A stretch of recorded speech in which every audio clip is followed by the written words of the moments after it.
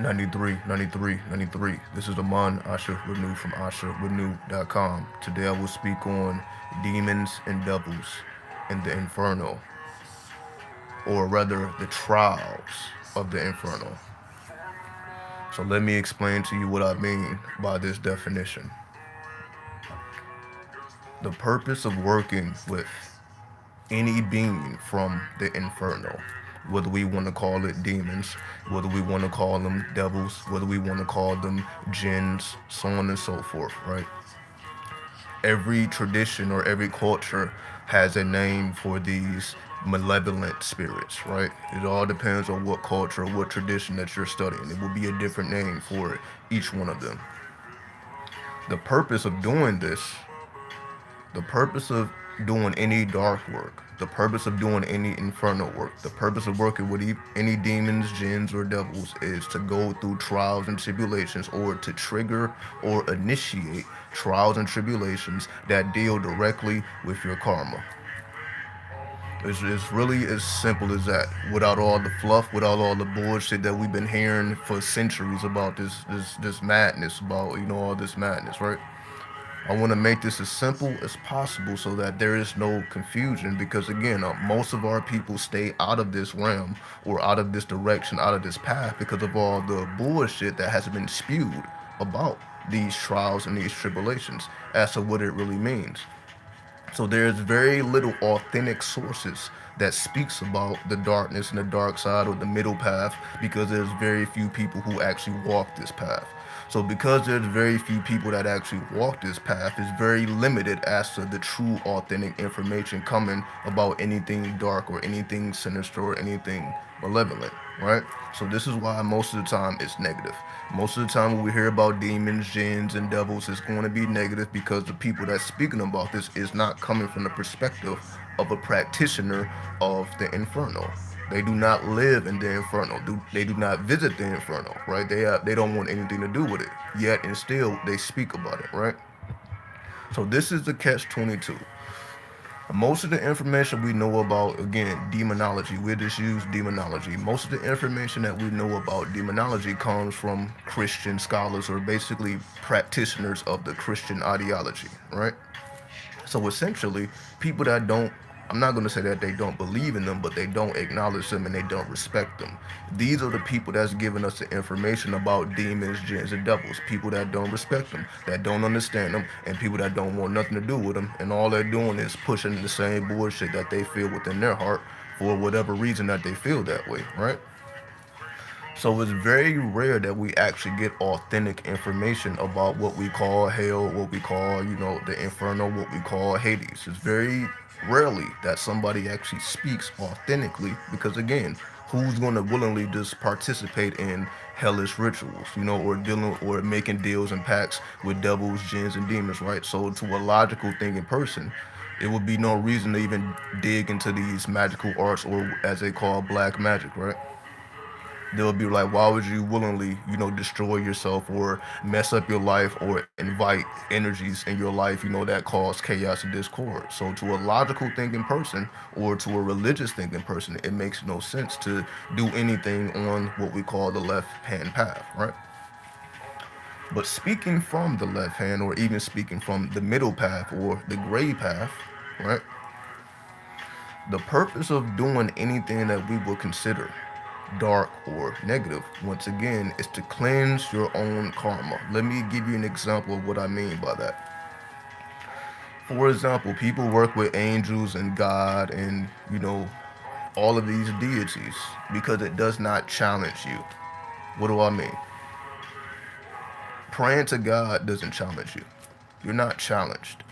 You're not challenged when you work with deities, when you work with spirits that are of a lighter nature. They don't challenge you because that is not their nature.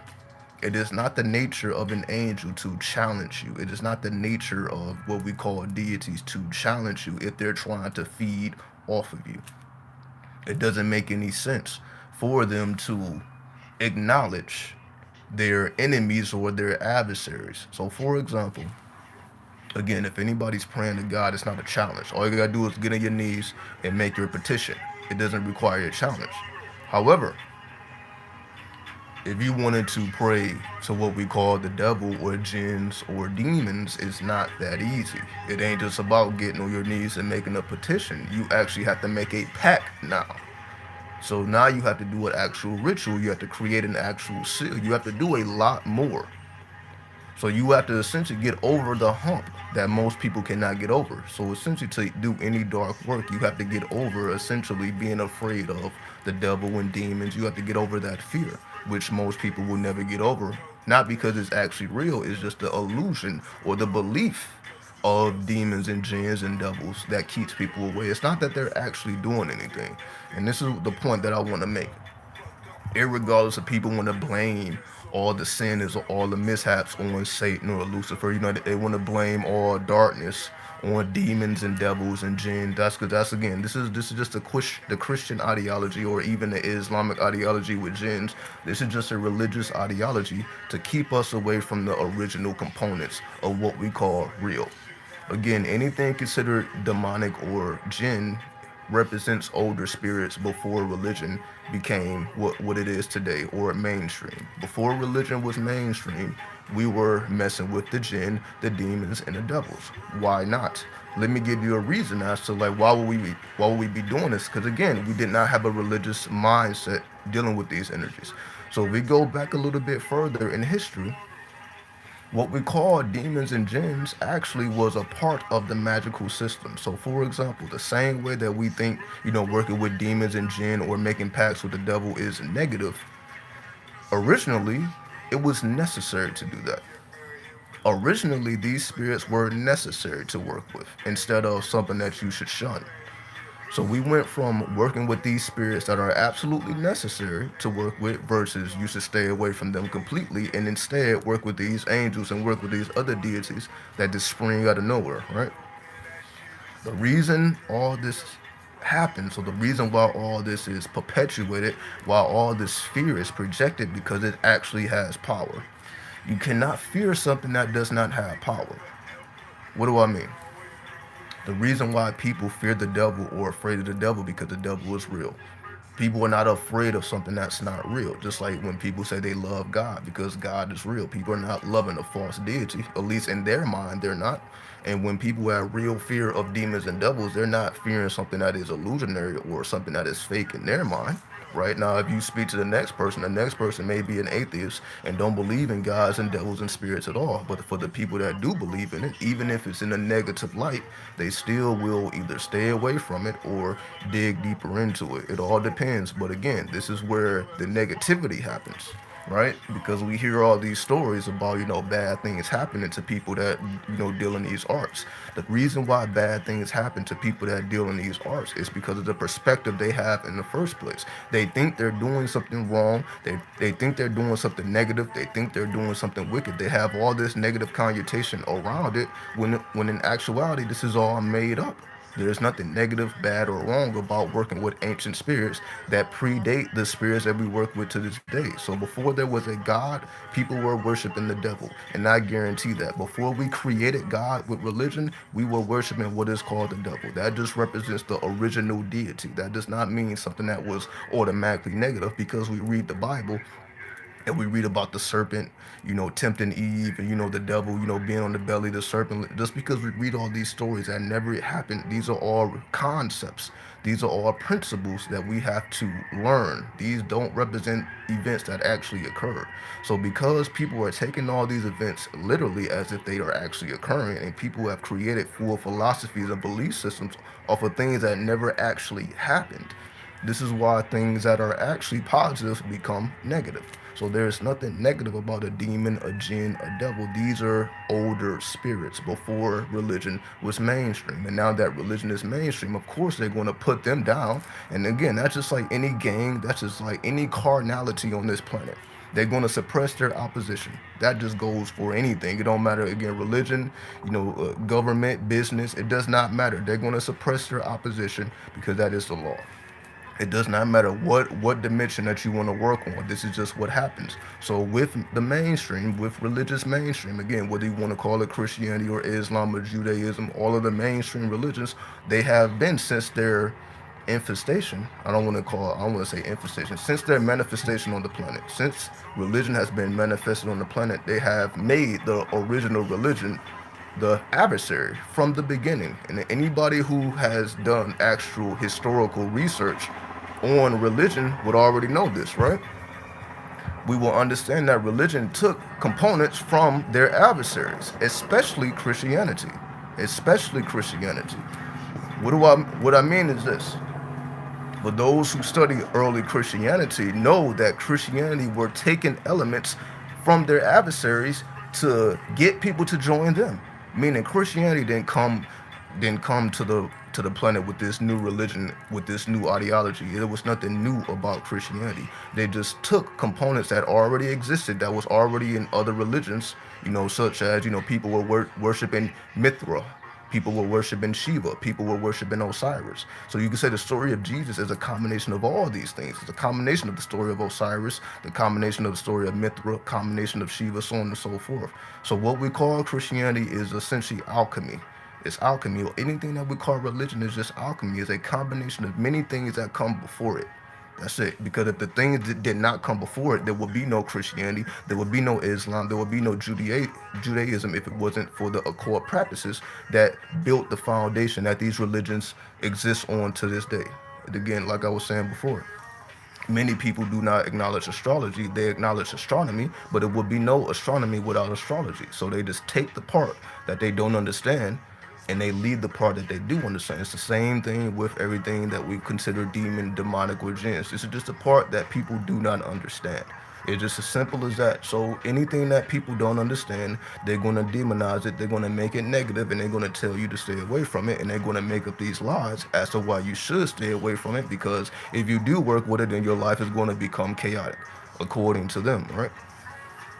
Now, let me go back to the original point where, yes, when you work with these darker energies, they trigger or initiate trials in your life that otherwise would not have been initiated. But the purpose of you initiating these trials is to cleanse your karma, because karma isn't easily just wiped away.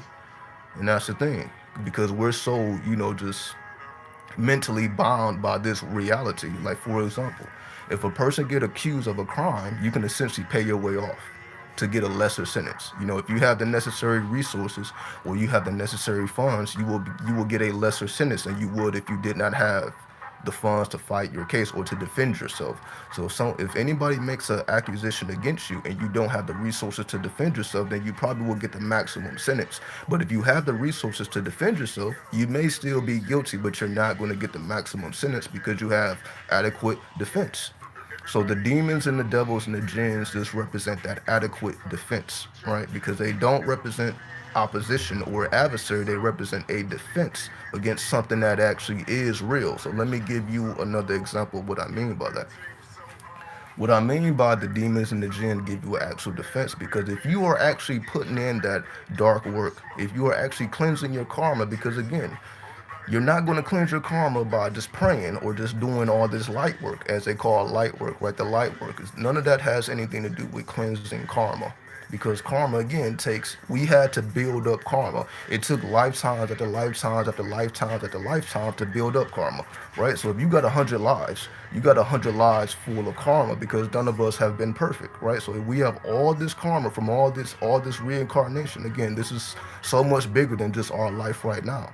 So look at your life as 100 lifetimes or 1,000 lifetimes, 10,000 lifetimes. And every single lifetime, there's karma, there's residue, essentially, residue that we have to deal with in the next life. Not necessarily the next life as in heaven, the next life as in our next reincarnation, if you reincarnate, right? So give me 1 second, let me let this cat in. I'll be right back with you.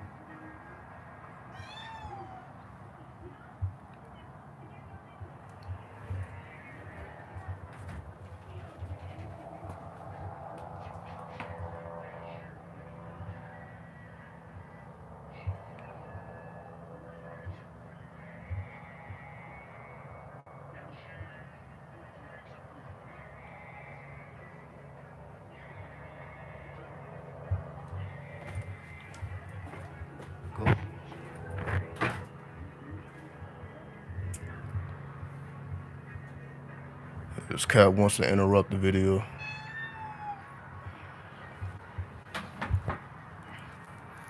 You see right there. Anyway, let's get back to it. Let's not even deal with it.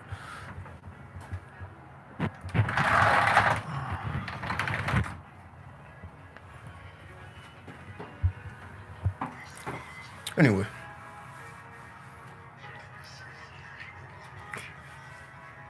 as I was saying, it's just been a lot of distractions. It took me 30 minutes just to do this video, just to get the YouTube even correct. So again, there's been a lot of resistance, but you see, I'm still doing it. He wanted to say hello. Well, it's a she. It's a she. It's a she. But anyway, let's get back to it. Because again, I don't want to make this too long. You said I want to, keep it under 20 minutes, just to make the point. I mean, people do their own further research, right? So essentially, this is my whole point. That's my whole point.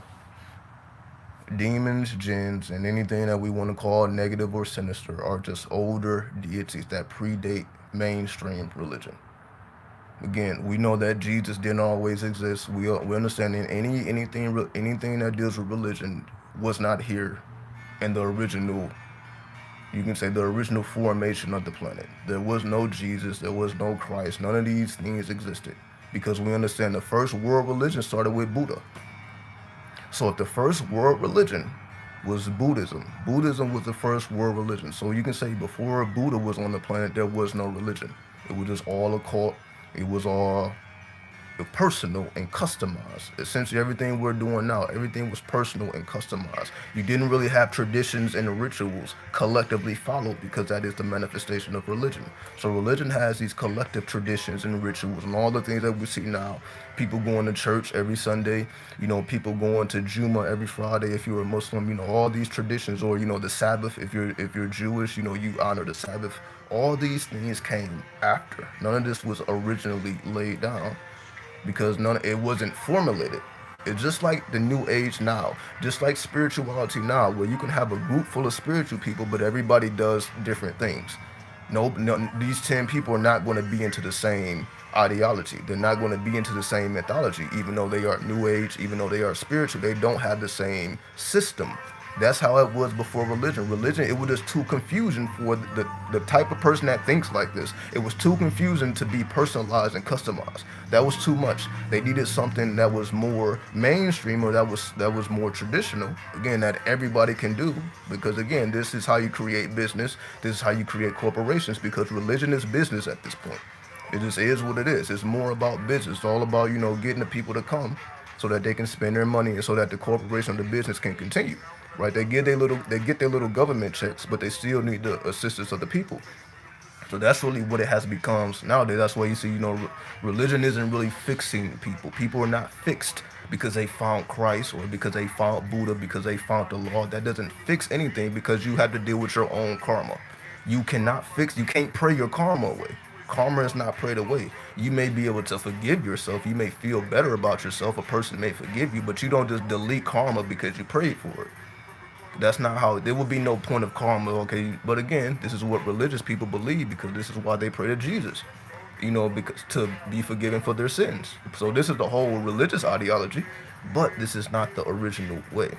And again, the new age is just the old age, just in the 21st century. So anytime we refer to the new age, we're really talking about the old age. That's just really what it is. We just call it new age because it's the 21st century, but the new age is just the old age, where everything is personalized and everything is customized. So you can have 100 different people in a room with 100 different techniques, and everybody can learn from each other, as opposed to everybody knows the same thing. Everybody in the room knows the same thing, so how can anybody learn anything if everybody is doing the same thing? There's no variation. There's no customization. Anybody who veers a little bit too far, they're going to get chastised. So if a room full of Christians, everybody will have their own ideology, but let somebody introduce astrology, let somebody introduce some new age concepts, they're not going to be so receptive to that, because again, they're just fine within their boundaries of tradition, because this is what they have created to exist. Without religion, a lot of people would not exist. A lot of people would not be in power, so they need religion to exist. They need this platform to exist. They need us to be the adversary. They need us to believe that the devil is wicked and sinful. They need us to, just, as long as we continue to perpetuate these lies, they will become more powerful, and we will become less powerful, because that is where our power lies. Our power lies in our personalization and customization of our spiritual traditions that are ancient, that are older, that we call New Age. That's what we assume our power. That's why we can utilize the internet. That's why we can market ourselves. We can advertise ourselves. You really don't need no resources or money. All you need is access to the internet to do business or to conduct trade. You really don't need much of anything else. The only thing that is preventing us from moving forward now is our system of thinking that is still attached to religion, because how can it not be if we all grew up under religious belief systems?